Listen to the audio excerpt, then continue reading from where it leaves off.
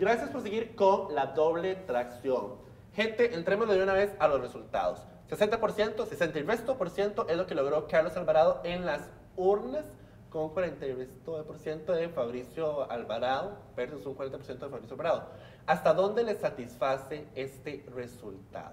Digamos, en términos democráticos, a mí me satisface muchísimo el que se haya bajado el abstencionismo, porque esto demuestra, digamos, una población que se interesó más, que buscó reaccionar, ¿verdad?, ante uno o ante otro, y que al final quiso expresar esto en las urnas. La primera vez en una segunda ronda que baja el abstencionismo. Exacto, entonces me parece, digamos, de que gana la democracia, que se legitima un sector de la población, ¿verdad?, con el gane de Carlos, y pues es lo que a mí al menos me satisface, que por lo menos hay democracia, se vivió un ambiente tranquilo, ¿verdad?, como lo señaló el presidente de la República, y me parece que eso es lo que satisface. Pero eso es en términos de la democracia, pero en términos del resultado concreto, o sea, de lo que estaba en juego, que era quién iba a presidir el país, ¿hasta dónde te satisface el resultado de que Carlos Alvarado será quien presida el país?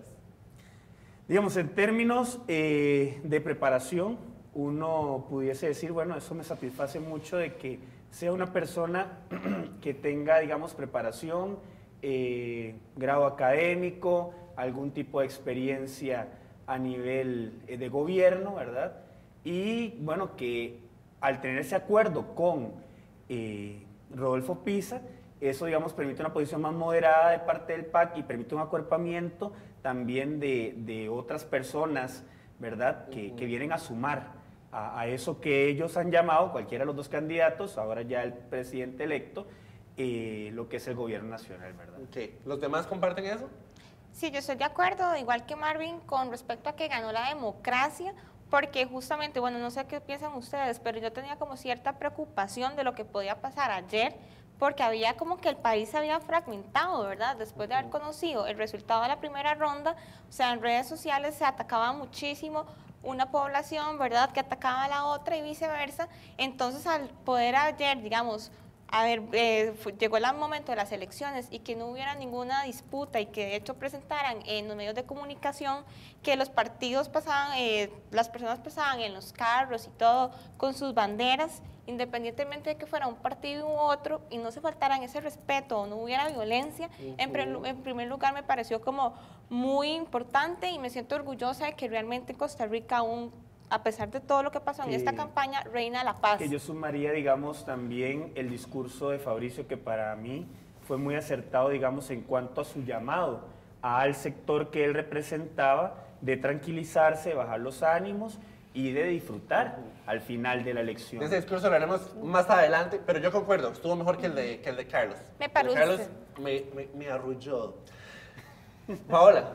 Bueno, como lo que está diciendo Aileen, digamos, una de las cosas que se ve en la segunda ronda es la polarización que había en los dos sectores, de un rechazo inclusive muy tajante hacia los otros, pero creo que una de las cosas que para mí es un triunfo es que, digamos, lo que para mí Fabricio en un momento representaba, que era legitimar la violencia por una cuestión de orientación sexual, por defender los derechos de todos y todas, porque se ha dicho, y lo has dicho vos en otras reuniones, todos somos seres humanos y no hay punto de discusión, todos tenemos los mismos derechos. Y creo que eso ayer se demostró en que la gente, aunque tenga diferencias con Carlos Alvarado y pueda ser muy crítico de este gobierno y de lo que el PAC ha representado y representa, sabía que había que ir a votar para que no se legitimara el odio, que no se legitimara sobre todo la violencia, que mucha gente denunció en redes sociales que sufrió violencia por el hecho de tener una orientación diferente a lo que otras personas creen en su vida, que eso está mal. Oscar, ¿este era el resultado que usted prefería? Es el resultado que mueve más a la sociedad, digamos, es lo que desarrolla esta visión de consenso. Ya sabemos de que los partidos políticos no pueden gobernar para sí mismos ni para solamente una parte de la población. Entonces, esta unidad, esta formación de diferentes grupos, de ya no pensar tanto por política de PAC, política del Partido Unidad Social Cristiana, política del Partido Liberación Nacional, entre otros partidos, hace que el país empiece a tener una visión más de nación, de desarrollo. En realidad ese es un triunfo que es necesario para que entendamos de que Costa Rica no puede seguirse gobernando bajo una visión partidaria, sino bajo una visión nacional. Bueno, a mí me satisface la parte del gobierno de unidad nacional que es un gobierno de unidad nacional en el que me parece verosímil, digamos. O sea, porque por otro lado alguien también podría decir, bueno, es que también el gobierno de unidad nacional con Fabricio Alvarado. Pero ese no me parecía verosímil por lo que ya que hemos comentado, que era una migración que parecía bastante oportunista, ¿verdad? Como una feria de empleo. Donde se encontró un vacío en un plan de gobierno y dijeron, aquí nos metemos. Por el otro lado, me parece que este gobierno de unidad nacional sí tiene credibilidad, digamos, es verosímil para mí. Hay un acuerdo transparente, ahí está. Veremos cuánto el papel aguanta. El papel aguanta todo, veremos cuánto aguanta la realidad del país, ¿verdad? Y la realidad de lo que es dialogar con sectores muy opuestos. Yo les comentaba en otro programa que Abraham Lincoln lo hizo. Él puso a sus contrincantes en su equipo, pero hoy en día llevar contrincantes en su equipo durante 4 años es bien difícil. Por otro lado, yo sí quisiera preguntarte a vos, Marvin, si ¿cuál era el resultado que vos preferías? O digamos, ¿cuáles eran las 2 amenazas que vos encontraste, o las mayores preocupaciones en estos candidatos? ¿Y cómo hace una persona religiosa como vos para votar, asumiendo de que un católico, como todo ciudadano, iba a dar su voto cumpliendo su deber? Claro, sí, primero señalar, como vos lo acabas de decir, como nosotros católicos somos ciudadanos, tenemos el deber, el derecho de ir a ejercer el voto. No podemos ser indiferentes ante esto. Y eso, digamos, sí me pasaron muchas anécdotas porque por la posición que uno tiene en la iglesia y por saber que uno es politólogo y estar en un espacio como este, las personas se acercaban para preguntar, ¿verdad? ¿Cuál, desde hasta de la misma moral, cuál debía haber sido el criterio que un católico debería de tener? Pasaba, digamos, de que algunas personas me decían, pero es que Fabricio ataca a la Virgen de los Ángeles. Yo le decía, ok, sí, Carlos con la hostia, ¿verdad? Entonces, pero quitemos ese criterio, sigamos buscando, digamos, otros y al final refinemos, ¿verdad? ¿Qué es lo que vamos a decidir? Yo veía, digamos, en el caso de Fabricio, el tema, digamos, como decía Paola, de la legitimación de la violencia, digamos, contra las personas homosexuales, etcétera, que me parecía muy peligroso, ¿verdad? Veía en Carlos también toda esta cuestión, digamos, de legitimar la corrupción, porque darle el voto al PAC es legitimar la corrupción también, que eso también me preocupa. Entonces, hay una... ¿Qué hace un católico en ese caso? O desde tu perspectiva, ¿cómo...? Claro, el Papa Benedicto lo habló y haciendo también eco a lo que Santo Tomás de Aquino también hablaba, de que uno tiene que escoger el mal menor, ¿verdad? Y poner el bien mayor por encima de eso. Entonces, digamos, uno ve las dos cuestiones. Bueno, yo creo que también del lado de las preocupaciones o amenazas que la gente encontraba en el PAC, está también posturas muy progresistas, ¿verdad? Claro, que entonces uno, digamos, como católico, ¿qué es lo que debería decir uno? Uno debería decir, ok, está bien, votaría, digamos, por Carlos por esta y estas razones, más igual no comulgo la idea del matrimonio entre persona del mismo sexo. Votaría por él porque es un bien mayor, pero no comulgo con esta idea concreta, y si él la piensa lanzar, bueno, nos lanzamos a las calles y vamos a expresar lo que nosotros creemos del país con respecto al tema, pero hay un bien mayor. Y digamos, y para vos, más allá de las elecciones, ¿verdad? De estas elecciones, para vos, personalmente, ¿qué es lo que, desde tu perspectiva, desde tu fe, que aquí ya hemos hablado de que tu fe es intensa, ¿verdad? Podemos ver en Facebook el diario vivir en la religión católica y en la iglesia.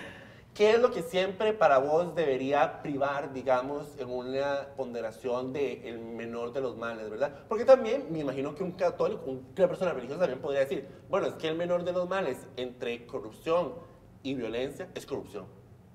Claro. Al igual que un católico podría decir, no, el menor de los males entre corrupción y violencia es violencia. ¿Me entendés? O sea, claro. Para vos, ¿qué es lo que... Digamos, siempre, digamos, lo que converge entre la política y la religión es el bien común, es el punto de encuentro. En ese punto de encuentro nosotros tenemos que tener, digamos, claridad de que por más de que yo tenga esta visión religiosa, yo no puedo imponer, solo puedo proponer. Y por lo tanto, yo siempre debería de buscar aquello que no dañe al prójimo, al que está a la par, al que es mi hermano también. Entonces yo nunca, digamos, podría legitimar actos de violencia. La corrupción también es un acto de violencia y uno lo pudiese leer también desde esa perspectiva en cuanto a que le estoy quitando dinero o no estoy dejando que accedan los pobres a esto. Entonces también ahí hay una cuestión de violencia porque estoy diciendo quédate en esa situación, quédate ahí.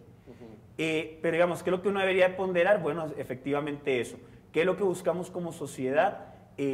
Nunca permitir la agresión ni física ni psicológica hacia una persona. La corrupción es algo que tenemos que trabajar desde las esferas más bajas, desde las relaciones interpersonales, desde la platita que me dejo de mi mamá del vuelto de la casa, hasta porque al final son de estos ciudadanos de a pie, como muchas veces le llaman, desde donde salen los presidentes, los grandes jerarcas del país. Okay. Entonces hay que trabajar, digamos, desde toda esa área. Una cuestión en el diario vivir y la otra cuestión de no buscar legitimarlo desde las posiciones políticas. Okay. Pero para vos, ¿qué es lo que es más importante? En este caso concreto de estas elecciones, esta segunda ronda, me parecía, digamos, más preocupante el tema de la legitimación de la violencia. Okay. Ahorita nos dice por quién votó, ¿verdad? Sí. Muy seguro. Sí. Nos quedan 30 segundos, pero rápidamente. ¿Qué acciones esperan del gobierno en materia de lo que está heredando, verdad? Porque hay cosas que están heredando que no es que las pueden postergar, digamos. O sea, temas que la campaña los despertó y bueno, estamos ahorita polarizados en materia de matrimonio igualitario, ¿verdad? O sea, el 40% de personas que apoyaron a Fabricio no es que desapareció, ¿verdad? Estamos también con educación sexual, o sea, incluso el acuerdo PAC-PISA plantea una revisión. Rápidamente, una palabra, Paola, y nos vamos a corte. Déficit fiscal. Eso me parece que es el tema que ahorita debería entrarle no solo el nuevo gobierno, sino la Asamblea Legislativa. Ok, bueno, vamos a discutir de esto más en el siguiente Eso es lo que decía segmento. al final. Vamos a una pausa y regresamos aquí con más en La Doble Tracción.